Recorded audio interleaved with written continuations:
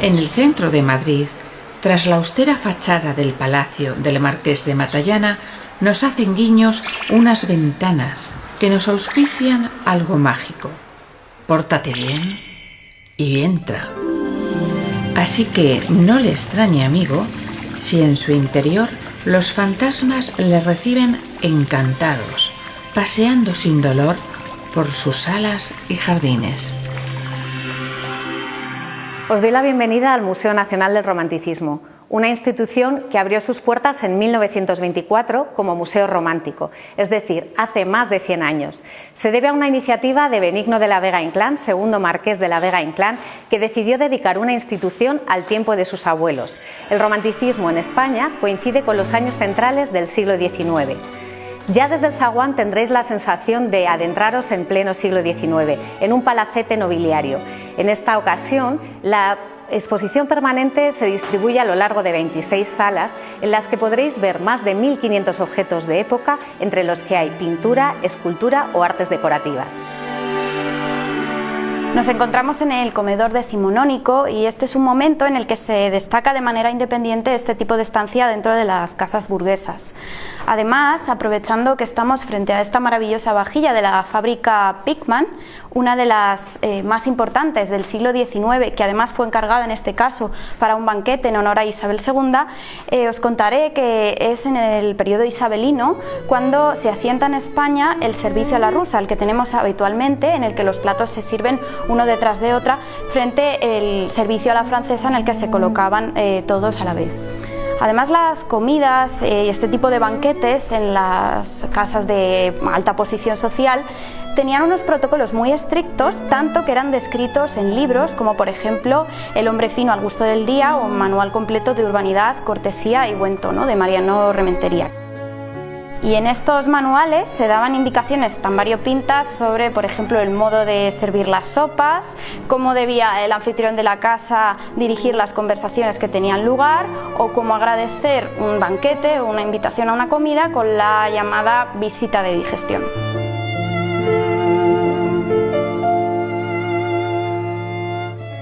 Tristemente, en el siglo XIX, el papel de la mujer va a quedar para ser el ángel del hogar. Va a recibir una formación en una serie de materias denominadas materias de adorno, como geografía, literatura, idiomas y música, pero no va a ser una formación para emanciparse, sino para el cuidado de la familia. Y lo que no podía faltar en una alcoba femenina era un tocador, como el que tenemos en esta sala, donde hemos dispuesto una serie de objetos dedicados al arreglo del cabello, como es un calentador y un rizador.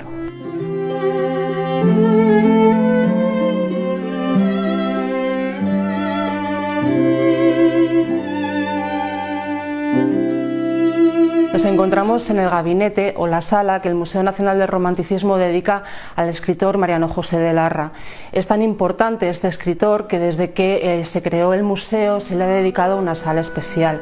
En este momento, en esta sala, lo encontramos rodeado de otros de los grandes escritores del momento, como pueden ser Gustavo Adolfo Bécquer en su lecho de muerte o el escritor José de Espronceda, gran amigo de Larra y con el que corrió numerosas aventuras, siendo todo un calavera, como diría su amigo Larra, y que como tal también se batió numerosas veces en duelo.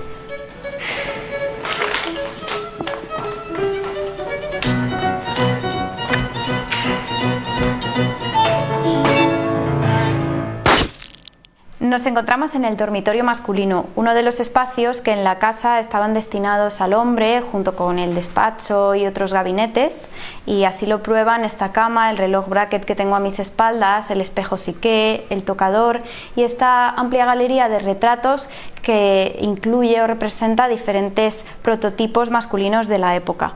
Uno de los más curiosos es el lechuguino, con su sombrero de copa y el atuendo, porque aparece elegantemente vestido. ya que con este término, ya desde los años 20 del siglo XIX, se denominaba a aquellos hombres que se preocupaban excesivamente por su aspecto, a veces ridiculizados por ello. Y este término deriva de los petimetres franceses y se relaciona con lo que conocemos como el dandismo inglés.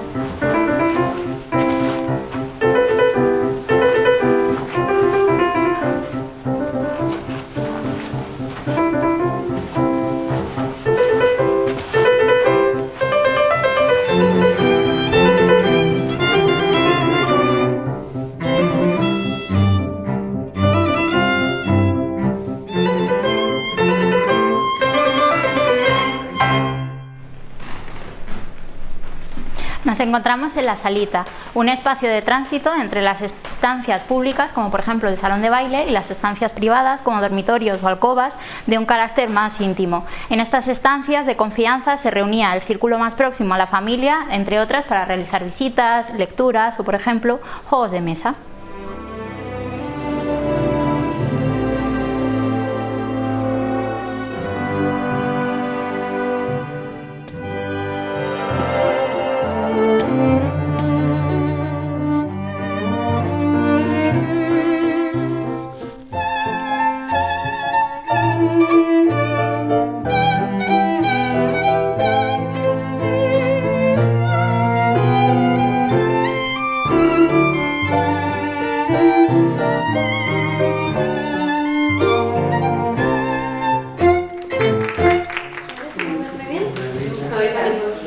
Nuestros encantadores espectros son los recreacionistas históricos de la asociación Taller de Baile 1800, que con sus esmerados atuendos nos acercan a ese mundo romántico del ayer.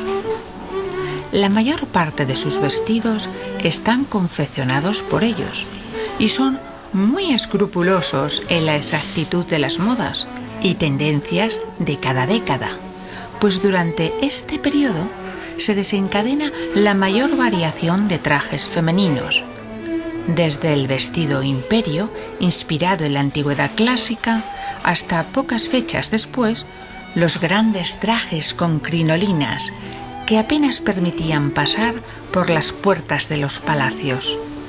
Hoy lucen aquellos que estuvieron de moda en el romanticismo, para que nos deleitemos.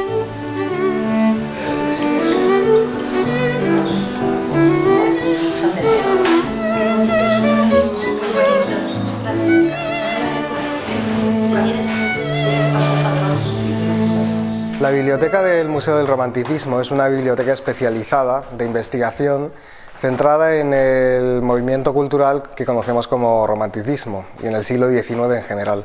Fue fundada por el marqués de la Vega Inclán al mismo tiempo que el museo para dar servicio al personal y a los investigadores.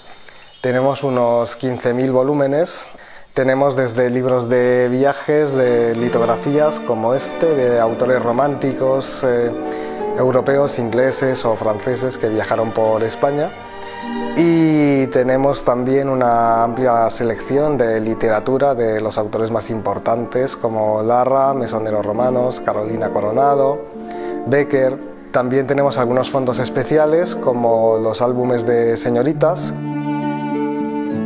En este caso perteneció a la señorita doña Josefa González, es de 1844.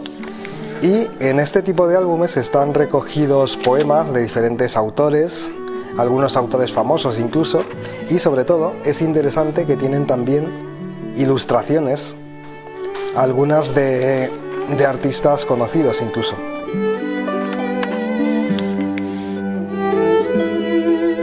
Nos encontramos en el gabinete. Esta sala está dedicada a los artistas y sus retratos. Por ejemplo, contamos con un retrato del escenógrafo Francisco Aranda realizado por Federico de Madrazo. No nos hemos querido olvidar tampoco de las mujeres artistas. Aquí las vemos, pinceles en mano, aunque no sea muy corriente encontrar este tipo de iconografía.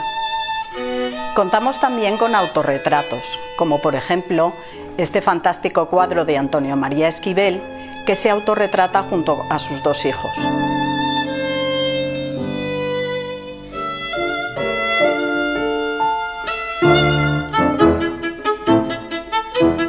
Esta sala tan formal era el despacho del señor de la casa.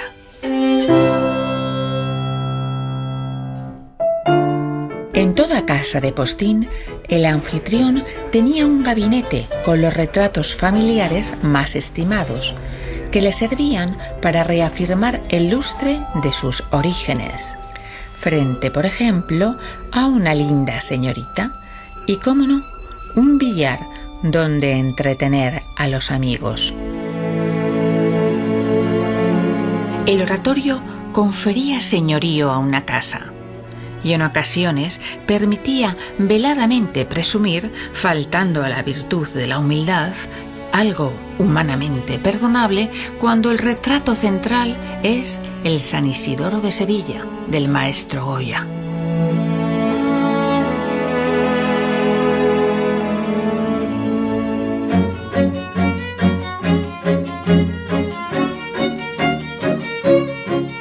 El museo posee también la habitación de los niños, donde se exponen valiosos juguetes de época. Y hasta un coche de caballos infantil, utilizado por los críos más afortunados. Durante 100 años, el Museo del Romanticismo ha estado aquí, esperando tu visita. Y es uno de los espacios más hermosos para perderse en este ajetreado Madrid. Supone un salto temporal, un viaje en el tiempo, pero con regreso seguro, sin riesgos de subir a una máquina excéntrica. Tan solo hay que adquirir un ticket y ya tienes un viaje fantástico al pasado.